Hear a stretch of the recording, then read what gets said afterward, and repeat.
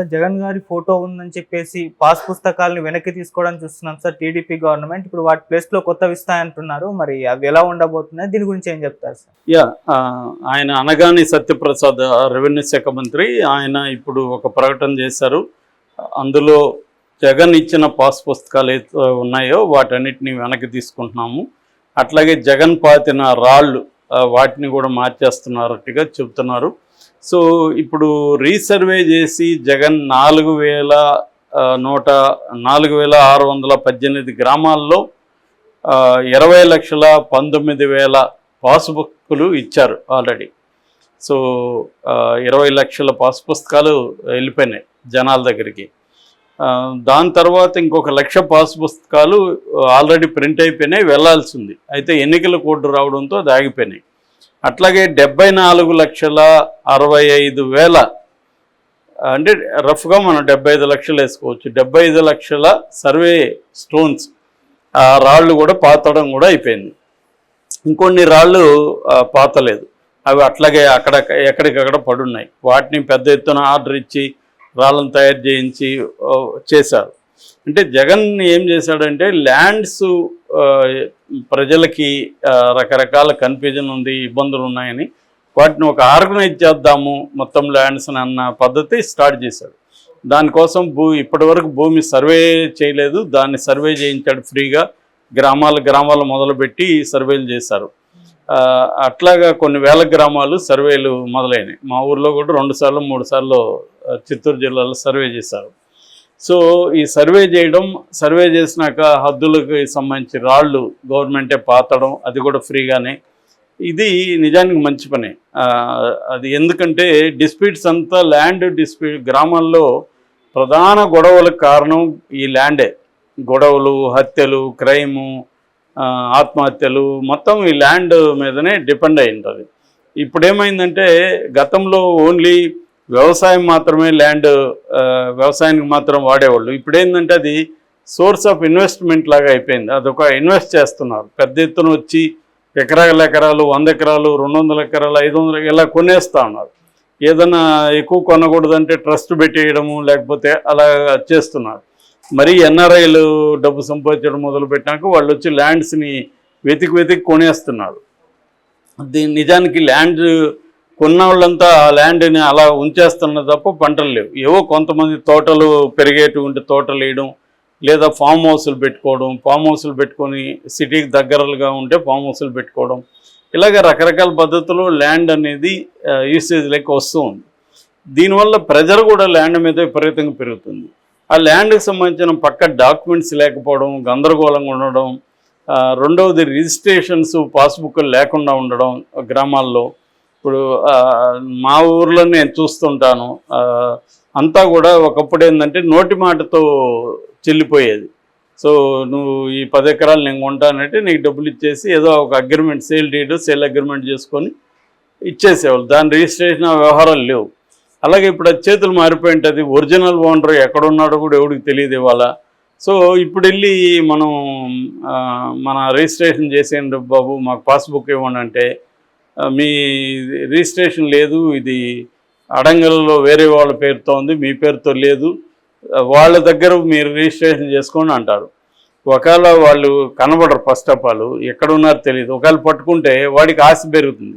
ఎందుకంటే వాడు అమ్మింది, ఫర్ ఎగ్జాంపుల్ మాకు అమ్మింది వాడు 5,000 అనుకో, ఇవాళ అది 50 లక్షలు 30 లక్షలు ఎకరా ఉంటుంది. సో వాడు ఖచ్చితంగా, నేను అప్పుడు లీగల్గా అతనికే రైట్ ఉంటుంది, నీకు రైట్ లేదు. పొసెషన్ నీ పొసెషన్లో ఉంటుంది, కానీ లీగల్ రైట్ నీకు ఉండదు. సో అతను ఏం చేస్తాడు, డిమాండ్ చేస్తాడు డబ్బులు. నాకు ఒక 5 లక్షలు ఈ ఎకరాకి నేను రాసిస్తా అంటాడు. నీకు ఇప్పుడు ఎకరాకి 5 లక్షలు ఇచ్చే ఇది ఉండదు, ఎందుకంటే నువ్వు జాగ్రత్తగా దాన్ని ఎప్పుడో డబ్బులు ఇచ్చేసావు, అది నీదైపోయింది. కానీ లీగల్గా కాల. ఇటువంటి ఒక ఇబ్బందుల్ని ఎలా పరిష్కరించాలి, ఇటువంటి ప్రాబ్లమ్స్ ప్రతి చోట, ఇదొక నేను ఎగ్జాంపుల్ చెప్పాను, ప్రతి చోట విపరీతంగా ఉన్నాయి. మా ఏరియాలో అన్ని ఊర్లలో ఇదే పరిస్థితి. సో దీనివల్ల ఏమవుతుందంటే లంచాలు ఇచ్చి ఏదో ఒక అంటే మన ల్యాండ్ మన పేరు రాసుకోవడానికి కూడా మనం లంచాలు ఇవ్వాలి. ఇది పెద్ద ఎత్తున రెవెన్యూ, అందుకనే రెవెన్యూ శాఖలో పట్టుబడిన వాళ్ళ దగ్గర అంతా కోట్లు దొరుకుతూ ఉంటాయి ఏసీబీ పట్టుకుంటే. ఎందుకంటే ఇదే పని, ఇక వేరే ఇదేం లేదు. సో అంటే వేరే అక్రమాలు జరిగేది అది వేరే వ్యవహారం. నేను దాని జోలికి పోవట్లే. మన జనైన్గా మనం ఒక 50 ఏళ్ళుగా మన ఫ్యామిలీ పొసెషన్లో ఉండే ల్యాండ్ కూడా దానికి నాదని లీగల్గా డాక్యుమెంట్ ఈయనరా బాబు అంటే దానికి లంచం ఇవ్వాలి. ఇది లంచం ఇచ్చినా కూడా పనులు కావట్లేదు. లంచం మేము ఎంత ఇస్తాం, నా ల్యాండ్ నాకు ఇచ్చారా బాబు, నా డాక్యుమెంట్స్ ఇయ్యరా బాబు అని పోతే కూడా విపరీతంగా తెప్పించడం ఇదే జరుగుతుంది. దీనివల్ల నేను చిన్నప్పటి నుంచి చూస్తున్నా రెవెన్యూ వాళ్ళతో ఎప్పుడూ గొడవే. ఎందుకంటే ఇది జరుగుతుంది. దీన్ని ఏదో సంస్కరిద్దామని జగన్ ట్రై చేశాడు. దాంతో ల్యాండ్ టైటిలింగ్ యాక్ట్ అనుకున్నాడు, అది రివర్స్ కొట్టింది జగన్కే. రివర్స్ కొట్టి దాన్ని ఉపయోగించి సక్సెస్ఫుల్గా ప్రశాంత్ కిషోర్ అడ్వైజ్ ఇచ్చాడు. ల్యాండ్ టైటిలింగ్ యాక్ట్ వల్ల జనం ల్యాండ్స్ని వైసీపీ లాక్కుంటుంది, జగన్ లాక్కుంటాడు, జగన్ ఒక భూబకాసులాగా చిత్రీకరించి పెద్ద పెద్ద యాడ్లు ఇచ్చి దాని మీద ఫోకస్ చేశారు. సో లాస్ అవర్షన్ అనే థియరీ ప్రకారం ఎవరికైనా మనకు ఉన్నది కోల్పోతా ఉంటే ఎక్కువ భయం. కాబట్టి ఆల్రెడీ జగన్ చేసిన ఒక స్టూపిడ్ పని ఏంటంటే పాస్బుక్ మీద పెద్ద ఫోటో, నాదనుకో పాస్బుక్, నా ఫోటో కంటే జగన్ ఫోటో పెద్దదిగా వేయడం. ఆ పిచ్చి ఏంటో అర్థం కాదు. నా పాస్బుక్ మీద నా ఫోటో ఉండాలి, గవర్నమెంట్ స్టాంప్ ఉండాలి, అతని ఫోటో వేయడం ఏంటి? ఇప్పటివరకు ఏ ముఖ్యమంత్రి వేయలేదు. సో ఈ పిచ్చి పని అనేది చేయడం వల్ల కూడా జగన్కి రివర్స్ అయింది. అదేంటంటే దాన్ని భయపెట్టగలిగారు. చూడు, అందుకనే వాళ్ళు జగన్ ఫోటో వేసుకున్నాడు, జగన్ రేపు లాక్కుంటాడు అని. సో మామూలుగానే గ్రామాల్లో ల్యాండ్స్ మీద రకరకాల కన్ఫ్యూజన్ ఉంది. సో దీనివల్ల ఖచ్చితంగా జగన్కి నష్టమైంది. అయితే ఇప్పుడు తెలుగుదేశం ఏమన్నా బెటర్గా చేస్తుందా? తెలుగుదేశం మళ్ళీ పాత పద్ధతిలో చేస్తుంది. తెలుగుదేశం దీన్ని ఏమన్నా ఈ సమస్యను పర్మనెంట్గా పరిష్కరిస్తుందా? పరిష్కరించదు. ఏ పార్టీ కూడా పరిష్కరించదు. ఎందుకు పరిష్కరించదు? ఎమ్మెల్యేలు, ఎంపీలు, లీడర్లు, తెలుగుదేశం అయినా ఏ పార్టీ అయినా వాళ్ళ ప్రధాన ఆదాయ వనరు ల్యాండే. మళ్ళీ ల్యాండ్లో నుంచి ఎక్కువ సంపాదించాలి వాళ్ళు. సో ఈ ల్యాండ్స్ని గ్రాప్ చేసుకోవడం, ల్యాండ్స్ని కొనిపెట్టుకోవడం. ఇప్పుడు అమరావతి ఖచ్చితంగా బిగ్ ల్యాండ్ స్కామ్, అది నో డౌట్. అది ఎందుకంటే దాంట్లో ఎక్కడెక్కడ అభివృద్ధి అవుతుందో దాన్ని ముందే చెప్పేస్తారు. వీళ్ళోళ్ళు వెళ్ళి బినామీలు వీళ్ళోళ్ళు వెళ్ళి అక్కడ ల్యాండ్ కొనుక్కుంటారు. గతంలో హైటెక్ సిటీ ఇంతే. మా ఏరియాలో ఖమ్మం బ్యాచ్ కూడా ఇక్కడికి వచ్చి కొన్నారు. ఎందుకంటే చంద్రబాబు బ్యాచ్ ముందుగానే మాకు ఇంటి ఇచ్చిందని చెప్పారు. మీకు ఎలా తెలుసురా బాబు అక్కడ ల్యాండ్ కొనాలని మేము అడిగితే మాకు ముందే వచ్చేసింది. ఇదే జరిగింది, ప్రతి చోట ఇదే జరుగుతుంది. ఏ పార్టీ అయినా, నేను తెలుగుదేశం అని చెప్పలే. ఇప్పుడు అక్కడ జగన్ రేపు వైజాగ్ని డెవలప్ చేయబోతున్నాం అంటే జగన్ బ్యాచ్ అంతా వెళ్ళి అక్కడ ల్యాండ్స్ కొంటారు వైజాగ్లో. సో ఎక్కడైనా పొలిటికల్ పార్టీ ఏదైనా ఒక ఏరియాని డెవలప్ చేయబోతున్నాం అని ప్లానింగ్ ఉంటే తన వాళ్ళకి చెప్తుంది. వీళ్ళు ముందుగా ల్యాండ్స్ అక్కడ తక్కువ కొనేసుకుంటారు. కొనేసుకున్నాక వీళ్ళు వెళ్ళి డెవలప్మెంట్ చేస్తారు, వీళ్ళు ల్యాండ్స్ పెరుగుతాయి. This is the land scam. ప్రతి పార్టీ చేస్తుంది ఇది. ఇక్కడ మన కేసీఆర్ ఉన్నప్పుడు చేయలేదా? సమతామూర్తిదంతా కూడా పెద్ద స్కామ్ అది. సో అక్కడంతా కూడా మన కొంతమందికి ల్యాండ్స్ ఉన్నాయి, వేలాది ఎకరాలు. ఆ ల్యాండ్స్ వాల్యూ పెరగాలంటే అక్కడ ఒక సమతామూర్తి అని చెప్పి ఒక బిల్డప్ చేసి ఒక డెవలప్ చేస్తే ఆ ల్యాండ్స్ అంతా పెరుగుతాయి. ఇలాగా ప్రతి చోట ల్యాండ్ స్కామ్లు అనేవి పెద్ద ఎత్తున జరుగుతుంటాయి. ఇప్పుడు చంద్రబాబు వచ్చి ఏం చేస్తాడంటే 20,19,000 పాస్బుక్ని వెనక్కి తీసుకుని వచ్చి కొత్త పాస్బుక్లు ఇవ్వాలి. ఇప్పుడు దీనివల్ల ఏంటి? ఒకటి, గవర్నమెంట్ డబ్బులు వేస్ట్, మళ్ళీ కొత్త పాస్బుక్లు ప్రింట్ అవ్వాలి కదా, ఈ పాత పాస్బుక్లు వెళ్ళాలి, మళ్ళీ కన్ఫ్యూజను, మళ్ళీ జనాలకి కొత్తగా వెళ్ళి మళ్ళీ పాస్బుక్లు అంటే వాళ్ళు ఇది నీది కాదు అది నాది కాదు, మళ్ళీ గొడవలు, మళ్ళీ డబ్బులు ఇవ్వాలి. విఆర్ఓ దగ్గర నుంచి అందరికీ మళ్ళీ వీళ్ళు పాస్బుక్ల కోసం తిరగాలి.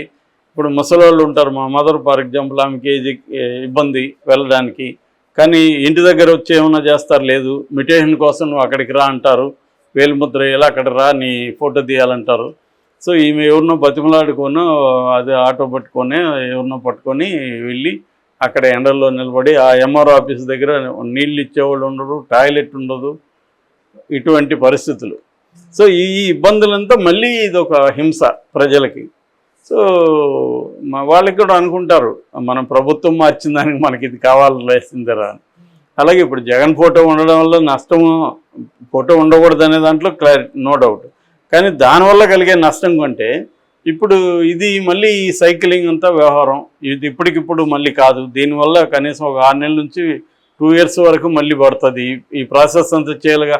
20 లక్షల ఇవ్వాలంటే మళ్ళీ ఎన్ని రోజులు పడుతుంది? దానికి స్టాఫ్ ఉన్నారా? నేను ఎప్పుడు చూసినా స్టాఫ్ ఉండేవాళ్ళు కదా అక్కడ ఎంఆర్ఓ దీంట్లో. ఏమంటే అదే సర్వేకి వెళ్ళారు సార్, దీనికి వెళ్ళారు, ఇదే పరిస్థితి. సో స్టాఫ్ ఉండరు. రైతులకి వాళ్ళు ఏమన్నా రేపు లోన్స్ తెచ్చుకోవాలన్నా ఏమన్నా తెచ్చుకోవాలన్నా వాళ్ళ దగ్గర డాక్యుమెంట్స్ ఉండవు. ప్రైవేట్ వాళ్ళ దగ్గర తనఖా పెట్టాలంటే ఉండదు. ల్యాండ్ అమ్ముకోవాలంటూ ఇప్పుడు నాకు ఊర్లో వేస్ట్ ల్యాండ్ నేను అమ్ముకోవాలి. గత 10 ఏళ్ళ నుంచి ఇదే జరుగుతుంది. అమ్ముకోవడానికి నాకు డాక్యుమెంట్స్ రాలేదు, నేను అమ్ముకోలేను. డాక్యుమెంట్స్ వస్తే కానీ వాడుకోండు. ఇది పరిస్థితి.